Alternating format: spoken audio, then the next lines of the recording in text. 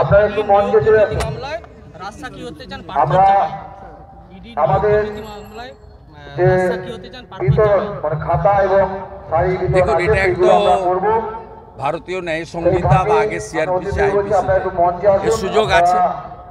আমাদের তিনি কেন রাজি হয়েছেন, কি বলতে চান সাহায্য তিনি বলতে পারবেন। তার মিডিলে আমরা আমার মনে হয় ওনার জামাই আমরা শুনে নেব। পার্থ চ্যাটার্জি যেমন টুকলি করে ডক্টরেট হয়েছে, ওর জামাই মনে হয় পড়াশোনা করে শিক্ষিত হয়েছে। কন্যা শিক্ষিত লোক হলে তার একটু বোধ বুদ্ধি বিবেক জাগ্রত থাকে। পার্থ চ্যাটার্জি তো টুকলি করে ডক্টরেট হয়েছে। আমার মনে হয় তার জামাইয়ের মধ্যে শিক্ষা দীক্ষা আছে। তিনি হয়তো ভেবেছেন এত লক্ষ লক্ষ বেকারের সর্বনাশ যিনি করেছেন, তিনি পরিবারের বাইরে গিয়ে বেকার যুবক যুবতীদের কথা ভেবেছেন। এই ধরনের হিনিয়াস ক্রাইম তার চূড়ান্ত শাস্তি হওয়া উচিত। ভর দুপুরে খড়দায় টিএমসি কর্মীকে কুপিয়ে খুন। ভর দুপুরে কে খুন করেছে? টিএমসির লোক। অঙ্কটা শুনবেন। মূল মাথা হচ্ছে সাংসদ পার্থ ভৌমিক, নিচে দুটো গোষ্ঠী, একটা রাজ চক্রবর্তী বিধায়কের গোষ্ঠী, একটা সোমনাথ শ্যামের গোষ্ঠী। তার নিচে দুটো গোষ্ঠী, একটা বিকাশ সিং কাউন্সিলরের গোষ্ঠী, একটা বিষ্ণু সিং কাউন্সিলরের গোষ্ঠী। দুজনেই মামাটি মানুষ, দুজনেই পিসি ভাইপোর দল করে। বিষ্ণু সিং ভার্সেস বিকাশ সিং, কে দখল করবে ইলেকট্রো স্টিল কাস্টিংয়ের কারখানা, জয়শ্রীর কারখানা, সেই জন্য এই খুনাখুনি। এতে বিরোধী দল বা অন্য কারোর কোনো ভূমিকা নেই, এক নম্বর। আর দ্বিতীয় নম্বর হচ্ছে এলাকা দখল, ভাগ বাটোয়ারা।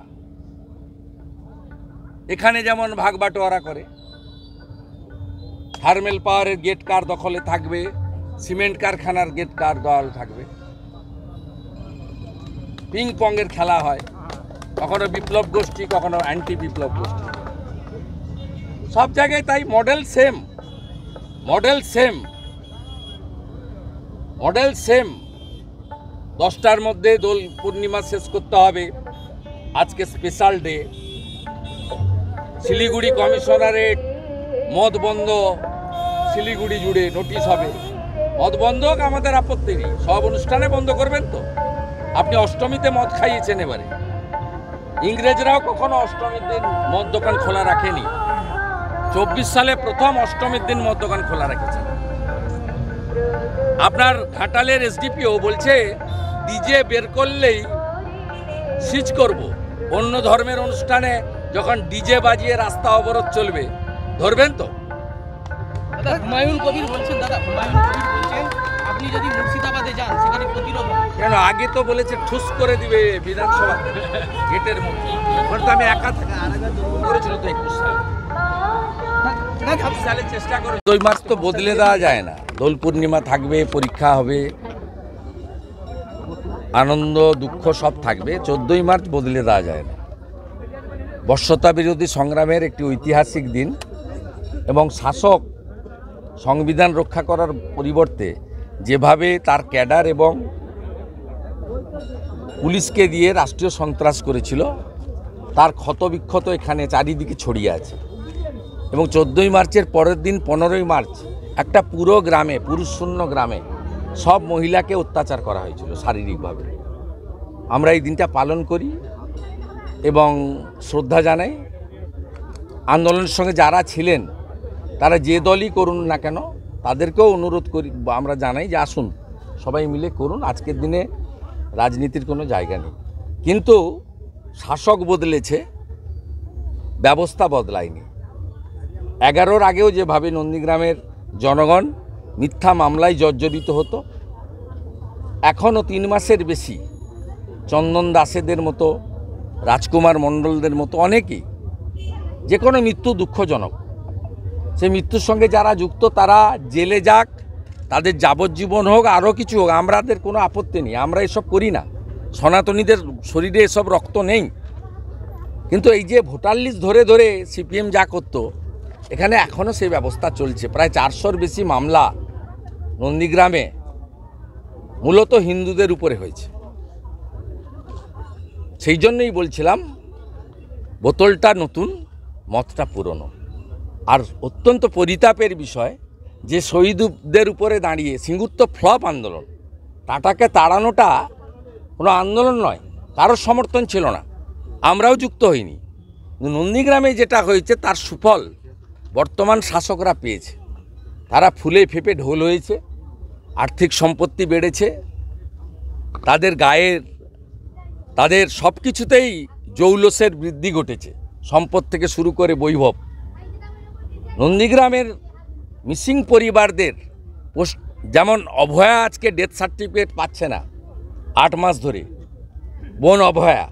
নন্দীগ্রামে 7 বছর পেরিয়ে যাওয়ার পরে যে কোনো মিসিং লোককে ডেথ ডিক্লেয়ার করার নিয়ম আছে ভারতবর্ষের আইনে, আগে সিআরপিসি, বর্তমান বিএনএসএ, কিন্তু আমাদের হাইকোর্ট করে তাদের আদায় করে দিতে হয়েছে। এগুলো না হলেই ভালো হতো। শুধু আজকে ক্যানিং পূর্বের বিধায়ক শওকত মোল্লা তিনি বলেছেন যে আপনি বিধানসভার বাইরে যে হুমকি দিয়েছিলেন যে মুসলিম বিধায়কদের ছুঁড়ে ফেলা হবে, বলেছে আগে আপনি 26-এ ভোটে জিতুন। সব কথা 21-এর আগেও বলেছে, মানুষ তার উত্তর দিয়েছে, এবারেও মানুষ তার উত্তর দেবে, মানুষ তার উত্তর দেবে। আমি এই ধরনের অর্বাচীনদের কথা শহীদ মিনারে দাঁড়িয়ে বলতে চাই না। আজকে দোল পূর্ণিমায় এসব নাম মুখে আনলে ওটা শরীর অপবিত্র হবে। ইডির প্রাথমিক নিয়োগ তদন্তে পার্থ চট্টোপাধ্যায়ের বিপক্ষে রাজসাক্ষী হলেন কল্যাণময় ভট্টাচার্য। ইডির প্রাথমিক তদন্ত ওয়াইড সিদ্ধান্ত, অনেককে দিয়ে তো করিয়েছে, হয়তো ভাগ অল্প স্বল্প পেয়ে থাকতে পারে, কিন্তু অনেককে দিয়ে করিয়েছে। এই লড়াই আমাদের জিততে হবে। বাকি আমি চা খেতে খেতে বলে দেবো ইতিহাস। আপনি অপরাজয় নন মাননীয়া। আপনার মামা প্রশান্ত দাসকে দিয়ে আপনাকে আমি কাউন্সিলরে হারিয়েছি। আপনি একটা কর্মসূচি করতে দেননি হলদিয়াতে কাউকে। আপনি বিরোধ সবার সঙ্গে করেন। লক্ষণ শেঠ আপনাকে সৃষ্টি করেছে, তার সঙ্গে বিরোধ করেছেন। এক একজনের থাকে সব অভ্যাস। আর আমি যেদিন যোগ দিই বিধায়ক পদ ছেড়ে, উনি এত লোভী বিধায়ক পদ রেখে জয়েন করেছিলেন। তফাৎ আছে আমার সঙ্গে ওনার।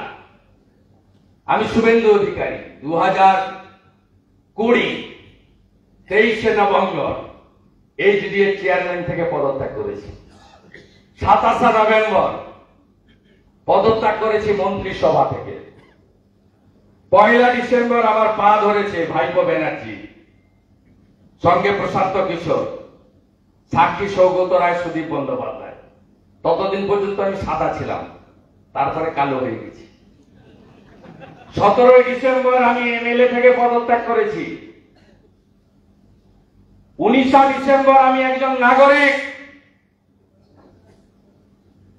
আমি নাগরিক হিসেবে রাষ্ট্রবাদ, সনাতন সংস্কৃতি, দক্ষিণ কলকাতার ফাটে থাকা কিছু বাবু ভায়া তারা রাজ্য চালাবে, মেদিনীপুরের লোক মানবে না। মেদিনীপুরের লোক চিরদিন বিদ্রোহী। ক্ষুদিরামের জেলা, মাতঙ্গিনীর জেলা। দেশপ্রাণ বীরেন্দ্রনাথ শাসমল কংগ্রেস অধিবেশনে দুটো জুতো খুলে বের করে ফেলে রেখে তোমাদের জন্য জুতো রেখে নিয়ে এলাম। খালি পায়ে বেরিয়ে এসেছিল, ট্যাক্স বন্ধ আন্দোলন করেছিল। আমি একজন নাগরিক হিসেবে ভারতীয় জনতা পার্টির প্রাইমারি মেম্বারশিপ নিয়েছিলাম। আর আপনি এমএলএ এর ভাতা চাই, পদত্যাগ করেননি। ছিলেন সিপিএম এর এমএলএ, যোগ দিয়ে দিয়েছিলেন বিজেপিতে। নমিনেশন ফাইলের আগের দিন পদত্যাগ করেছেন। তফাৎ আছে। বেশি কথা আমি ওর জন্য করব না। কাউন্সিলরে হারিয়েছিলাম মামা প্রশান্ত দাসকে দিয়ে। হলদিয়ার কোন ভূমিপুত্র ভূমিকন্যাকে দিয়ে বিজেপি আপনাকে হারাবে, বিজেপি আপনাকে হারাবে, বিজেপি আপনাকে হারাবে, বিজেপি আপনাকে হারাবে। হিন্দুদের মাটি, দুর্জয় ঘাটে বুঝে নিবে দুর্বৃত্ত। রাজি তো লড়াইতে? রাজি তো? লড়াই হবে, বাকি কথা চা খেতে খেতে হবে। ঠিক আছে? দোল পূর্ণিমা, রাধা মাধবকে প্রণাম জানিয়ে দল খুব ভালো কাটুক আপনাদের। মমতা ব্যানার্জির পুলিশ এই প্রথম দলের মিটিং করছে, আমি তো কোনোদিন দেখিনি। আমি তো 88 ছাত্র নেতা, 95 কাউন্সিলর। মমতা ব্যানার্জির দল তৈরি হয়নি, ওর দয়ায় আমি নই। আমার দয়া বলবো না, নন্দীগ্রাম আর মেদিনীপুরের দয়ায় আপনি মুখ্যমন্ত্রী। দিদি থেকে দিদিমা হয়ে যেতেন, কোনদিন হতে পারতেন না। আর একটা ভদ্রলোক ছিল বুদ্ধদেব ভট্টাচার্য, আমাদের রাস্তায় নামতে দেয় না। 74 বার আমাকে হাইকোর্টে গিয়ে কর্মসূচি করতে হয়েছে। আর 16 দিন ধরে সিঙ্গুরের রাস্তা বন্ধ করে রেখেছিল বুদ্ধবাবু, এর জন্য দায়ী। জ্যোতিবাবু থাকলে চুলের মুঠি ধরে তুলে নিয়ে এসে ফেলে দিয়েছে, টাকাও বলাতো না। আর একে 15 বছর ধরে গোটা বেকারদের সর্বনাশ করে দিয়েছে। আপনি জানেন 77টা মুসলিম জনগোষ্ঠীকে ওবিসি করতে গিয়ে পশ্চিমবাংলায় যে ছোটখাটো চাকরির সুযোগ সব বন্ধ। ওবিসি জট ক্ষমা করবেন একে। কয়েক লক্ষ বেকার যুবকের বিবাহ হয়নি, 40 পেরিয়ে গেছে, কারণ তারা চাকরি পেল না এর আমলে। চাকরির বয়স বেরিয়ে গেছে। এমন বেকারের সংখ্যা কত জানেন? 20 লক্ষ। টোটাল বেকারের সংখ্যা জানেন? 2,15,00,000। রাজ্যের বাইরে গিয়ে মজুর খাচ্ছে কত জানেন? 7 লক্ষ। একে রাখবেন? আপনি বলেছেন কাল বিধানসভায় না কংগ্রেস দুর্বল হয়েছিল তাই আমার সঙ্গে চলে এসেছে। না, কংগ্রেস সিপিএম কে সরাতে পারছিল না, তাই আমরা গিয়ে আপনি 2 ছিলেন 1 করে দিয়েছি। সময় ডাক ছিল 11, সিপিএম যাক, বাংলা বাঁচুক। এখন আবার সময়ের ডাক, পিসি ভাইপো যাক, মা বেটা যাক, বাংলাটা বাঁচুক। পার্টির সরকারি প্রতিনিধি, দলীয় প্রতিনিধি না আসে মন্ডল থেকে, জেলা থেকে। সংগঠন শেষ কথা বলে উড়িষ্যায় সরকার হয়েছে, আত্মীয় ভর্তি, যান না, খোঁজ নেন। তাই পার্টির উপরে ভরসা রাখুন। ওই ব্যক্তি খারাপ, এ খারাপ। আরে 5টা আঙুল ঠিক নাকি? 5টা আঙুলের সাইজ তো 5 রকম। টিকে থাকার লড়াই নয়, অস্তিত্ব রক্ষার লড়াই। বাংলাদেশ দেখার পরে যদি বাঙালি হিন্দু 26-এ শুধু মমতা ব্যানার্জিকে তাড়ানোর জন্য ভোট না করে, তাহলে এর থেকে বড় ভুল আর কোনদিন হবে না। শেষ সুযোগ 26-এ হিন্দু সনাতনীদের কাছে, জনজাতিদের কাছে এই আবর্জনা মুক্ত বাংলা করতে হবে। দোল পূর্ণিমা পালন করবেন, দোল হোলির শুভেচ্ছা। সবাই খুব ভালো থাকবেন, মাঝে মাঝেই দেখা হবে। বিধানসভার অফিস পীযুষ বাড়ি যেখানে আছে ভালো করে তৈরি করতে হবে। যা লাগবে এমপি অফিসের যে স্টাফ আছে ভাইকে বলে আছে, কথা বলে নেবেন, আমাকে হোয়াটসঅ্যাপে মেসেজ দেবেন।